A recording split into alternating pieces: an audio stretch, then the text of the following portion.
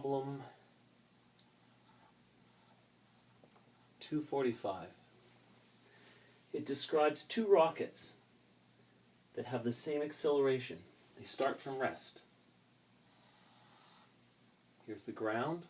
I'll call this the ground height 0. This is my y-axis. I'll call this the positive direction, this the negative direction. And two rockets sit on the launch pad. Call it rocket A and rocket B.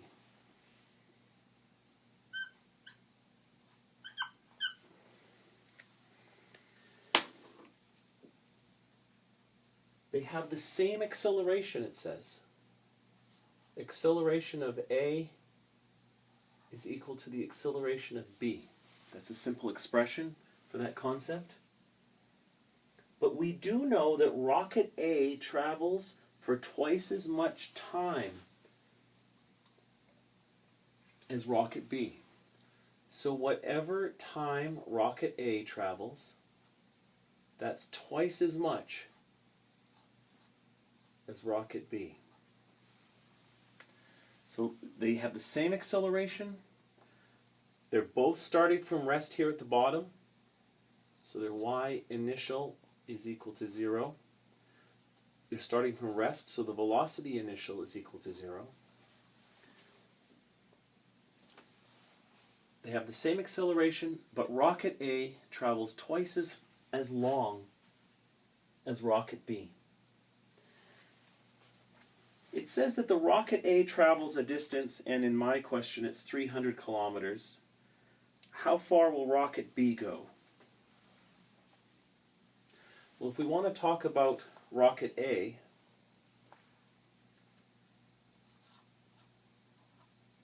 in order to calculate the distance for how anything travels when it has an acceleration, we can use the kinematic equation y final is equal to y initial plus your initial velocity and how long you travel at that velocity plus 1/2 a t squared. Initial velocity is 0, so this term is 0. Initial position is 0, so that term is 0. So things simplify for rocket A. We know its final height. So final height of rocket A is 300 kilometers. You might have different values. So I can substitute this in. 300 kilometers is equal to 1/2. This acceleration we don't know. And this time, and I'm putting a little subscript here just so we know that this is rocket A. And the delta t, we don't know how long that is either.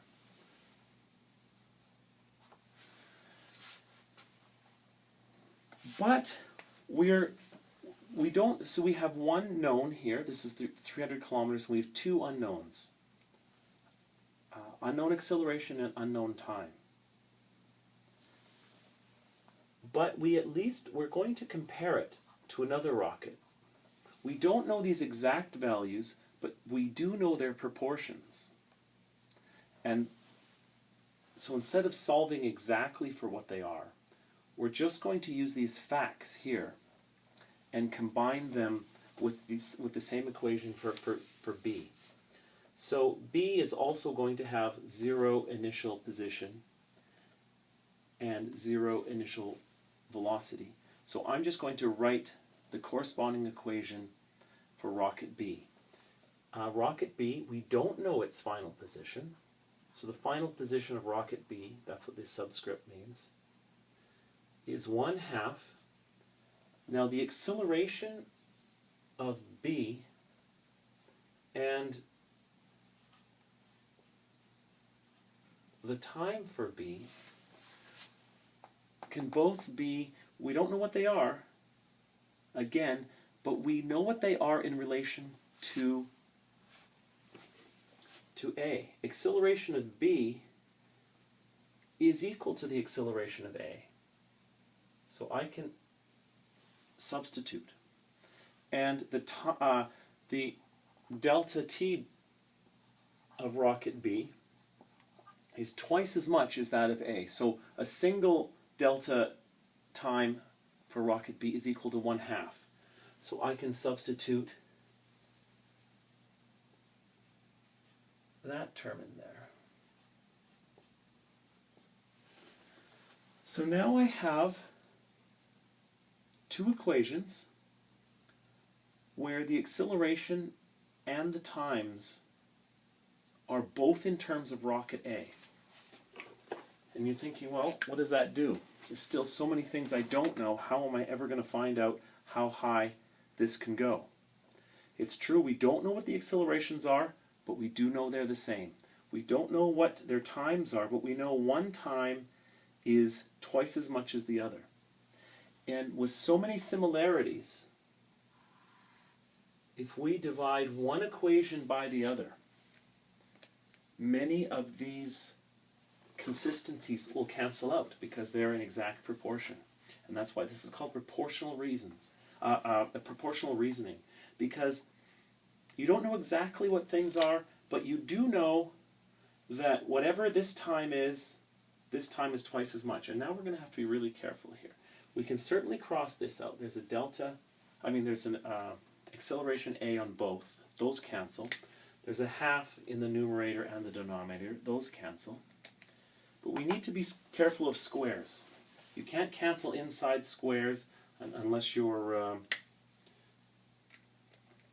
take some care. 1/2 delta t a squared is equal to 1/2 squared times delta t a squared. You have to, this 1/2 is inside the square, so before you do any canceling, you'd better make sure that you take it, that you're not canceling this value, or that you don't cancel this square without it first affecting the 1/2. Now we have delta t a squared on top, and we have delta t a squared underneath.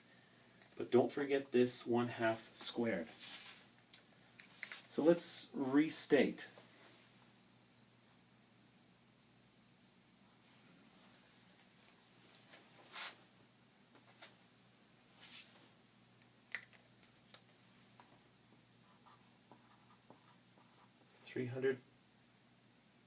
kilometers,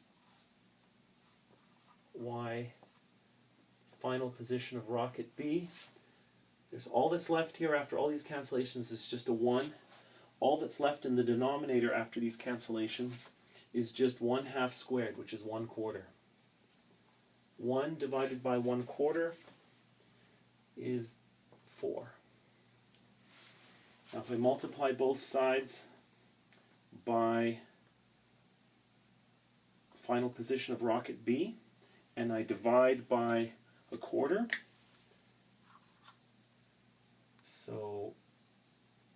or I divide by 4, so if I divide by 4 and multiply everything by final position of B,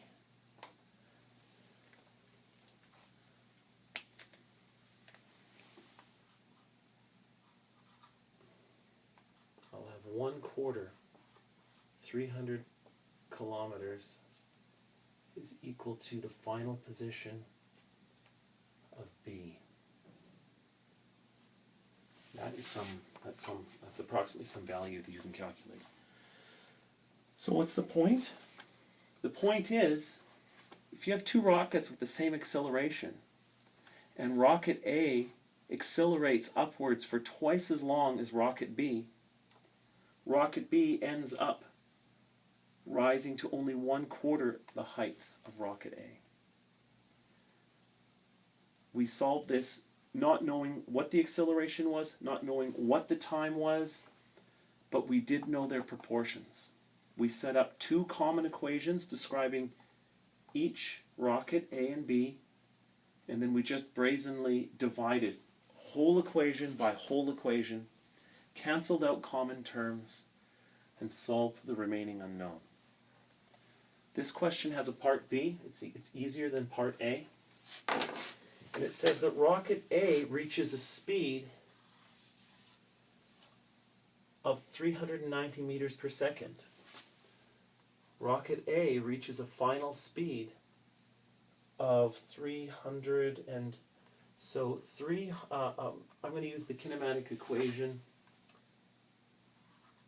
Final velocity is equal to the initial velocity plus acceleration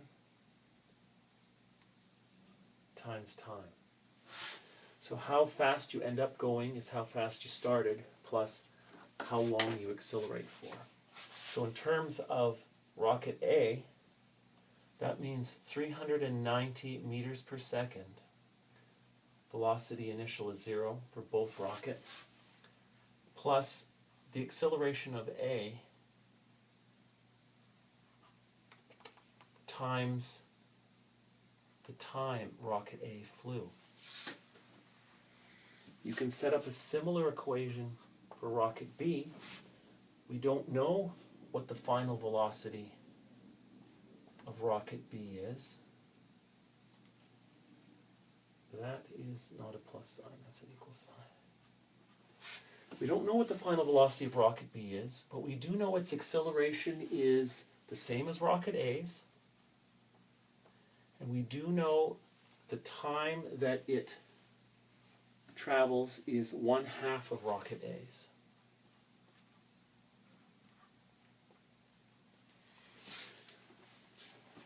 So we set up two similarly structured equations. We can divide one equation by the other. You might decide that flipping them first is better. I'll leave that up to you. Cancel out terms that are the same in the numerator and denominator. Being careful of things like squares, powers, and square root signs, although there isn't anything complicated here. And solve for the variables that are left. So what we have left here is 390 meters per second over the final velocity of rocket B, which is what we want to know. And now we have 1/1/2. And you can solve the rest.